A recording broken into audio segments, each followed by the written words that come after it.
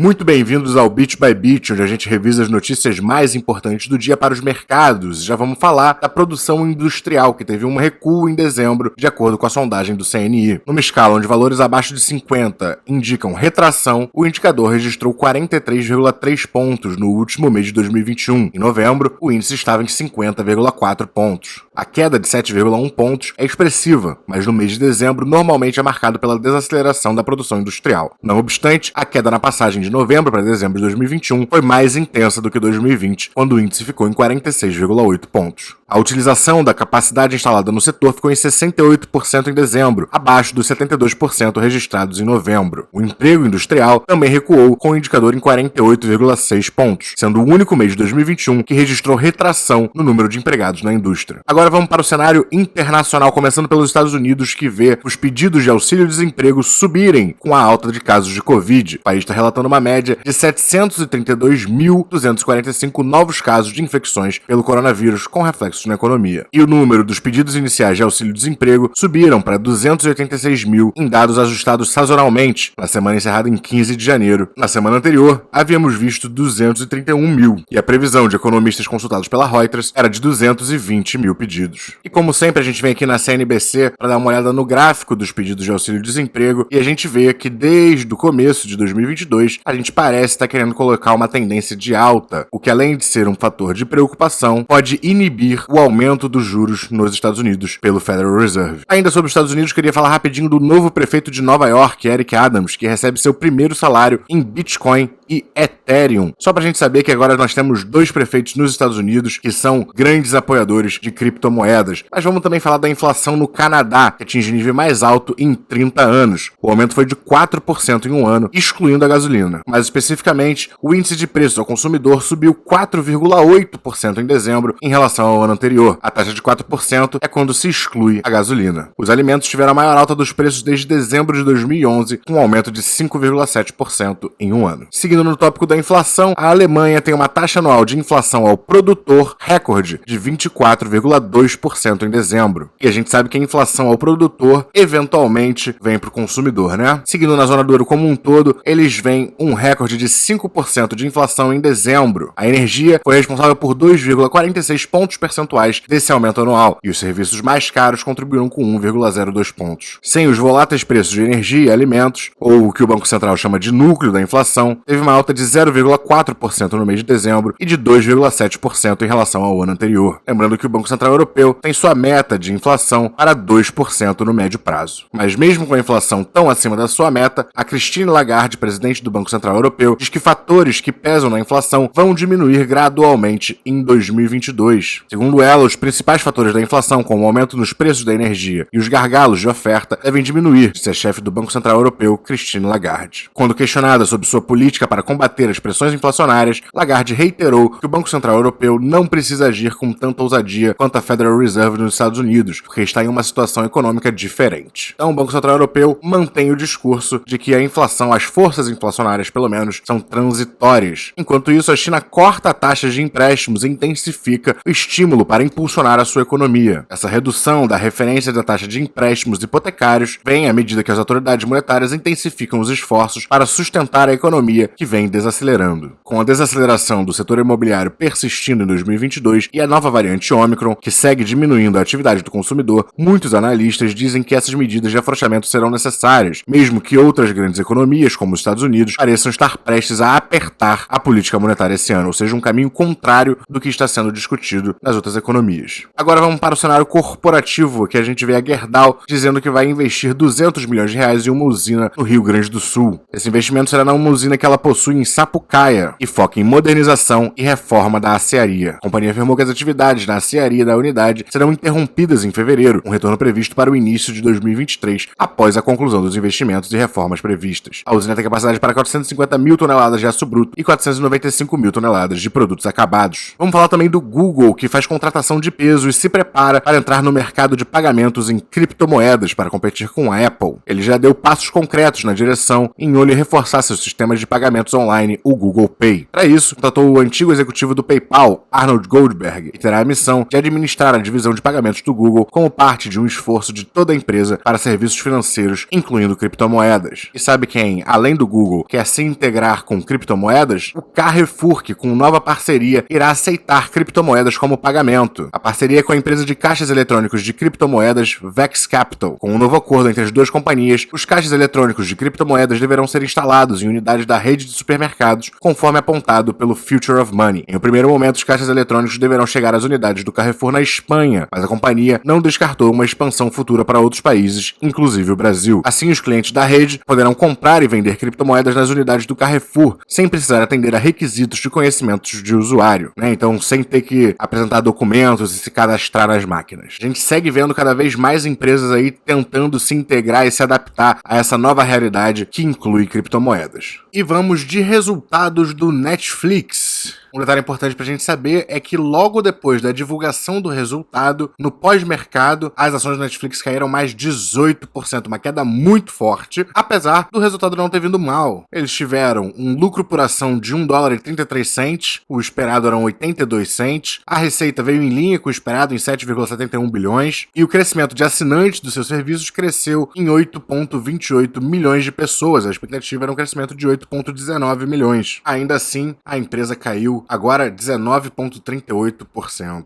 E para finalizar as notícias, trago aqui que as vendas da JHSF recuaram 10%, chegando a 340,2 milhões de reais no quarto trimestre. Por outro lado, em relação aos patamares pré-pandemia, houve um crescimento de 163,1%. O destaque ficou com os shoppings de alta renda. As vendas do shopping Cidade Jardim cresceram 61,5% e do Catarina Fashion Outlet 33,3%. Os indicadores do segmento de hospitalidade apresentaram avanço. A diária média cresceu 52,2%, na comparação entre o quarto trimestre de 2021 e o mesmo ciclo de 2020. Restaurantes também mostraram avanço. E vamos aos destaques do Ibovespa. Em primeiro lugar, mais uma vez entre as altas, o Banco Inter subindo 13,16%, seguida de CVC subindo 10,47%, PET sobe 9,71%, o Grupo Soma sobe 9,19%, a Localiza 8,59% e a Locamérica 8,33%. Dentre as quedas, o primeiro lugar fica com Carrefour caindo 2,59%, seguida de Suzano também 2,49%, Metalúrgica Gerdau 1,73%, Vale 1,7%, 3R Petróleo 1,59% e a Marfrig caindo 1,5%. Olhando para o mapa da S&P 500, a gente tem um dia bem vermelho, especialmente em fabricantes de semicondutores, mas o vermelho se espalha para vários outros setores. A gente abriu bem verde, hoje na verdade tivemos um começo de dia com bastante altas no S&P 500, mas fechamos com muito sangue, com exceção aqui do Morgan Stanley, ainda precificando o seu positivo resultado divulgado há uns 2 dias, hoje com uma alta de 4,28%. Olhando o fechamento do Ibovespa, a gente subiu 1,01%, uma subida boa, eu não esperava uma subida no dia de hoje, a gente fechou até inclusive acima da banda superior de Bollinger, em cima de todos esses fechamentos aqui, desde 7 de dezembro até 17 de dezembro, mas eu gostaria de ver ainda um fechamento acima aqui dos 109 mil e praticamente 600. O dólar teve mais um dia de queda de 0,32%, hoje o dólar foi bem volátil, ele quase testou aqui a sua média móvel de 200 dias, como eu já vinha falando. Teve um período do dia que ele ficou positivo também, mas a que fechou aos R$ 5,41. O IFIX teve um dia de queda de 0,09%. O S&P 500 teve uma queda bruta de 1,1% após subir a maior parte do dia. E uma subida forte, ele chegou a subir aqui 1,25%, bem nessa linha de tendência, e aí ele foi rejeitado muito fortemente e fechou caindo 1,1%. O índice alemão subiu 0,65%. Durante a madrugada, o índice de Hong Kong teve uma subida fortíssima de 3,42%, com o anúncio de corte de juros na China. Os juros pagos pelos títulos do Tesouro de 10 anos dos Estados Unidos seguem na sua correção, hoje com uma queda de 2,95%, porém seguem pagando acima de 1,8% ao ano. O ETF do ouro em dólares não conseguiu se manter acima dessa linha de tendência, tentou uma parte do dia, mas acabou fechando negativo. E as criptomoedas fizeram um movimento similar ao S&P. Elas abriram bastante positivas, chegaram a tocar a média móvel de 20 dias, foram rapidamente recusadas e agora estão com uma queda de 0,03%, mas considerando que a gente foi claramente rejeitado na média móvel de 20 dias, eu ainda acho que ainda tem um pouquinho mais de queda pela frente do Bitcoin. Mas bem, se você gostou do conteúdo, não esqueça de dar aquele like, se inscrever no canal e até a próxima!